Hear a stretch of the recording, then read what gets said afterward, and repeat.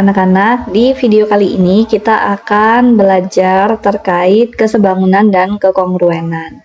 Untuk yang ada di kelas Bu Fitri, bisa diperhatikan di sini ada detail tugas kelas, tapi nanti untuk detail tugas kelas yang lebih sesuai bisa dicek di website kelas Bu Fitri aja. Tapi untuk yang di luar kelas Bu Fitri, kita langsung masuk ke bagian pertanyaan pemantik ya.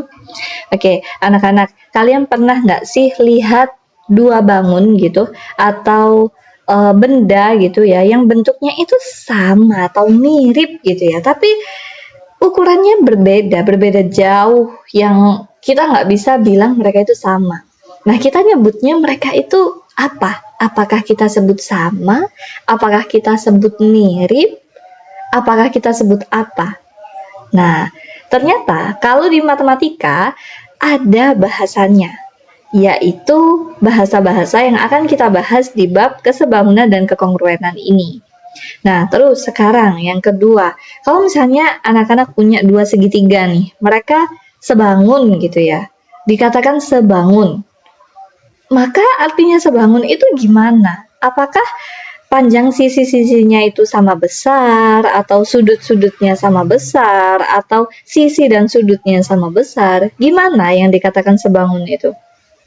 Terus, yang terakhir, menurut kalian, kalau dari bahasanya nih, kalau dari dua pertanyaan pemantik yang udah disampaikan sebelumnya, gimana sih prinsip kesebangunan dan kekongruenan ini akan bermanfaat di kehidupan sehari-hari? Contohnya buat memperkirakan tinggi pohon deh. Apakah ini bisa bermanfaat? Apakah kita ternyata bisa gitu, ngitung tinggi pohon tanpa harus memanjat pohon yang kita mau ukur tingginya? Nah, terkait jawaban dari pertanyaan-pertanyaan ini, silakan nanti dijawab setelah kita full mempelajari materi terkait kekongruenan dan kesebangunan ini. Yang jelas, nanti di materi ini kita ada beberapa istilah kata yang akan kita cari gitu artinya ya. Yang pertama adalah sebangun, yang kedua adalah kongruen, yang ketiga ada faktor skala, yang keempat ada ukur tak langsung, dan yang kelima ada simetri bentuk. Nanti kalian cari kata-kata itu artinya di internet apa, bisa tanya Google, bisa tanya AI.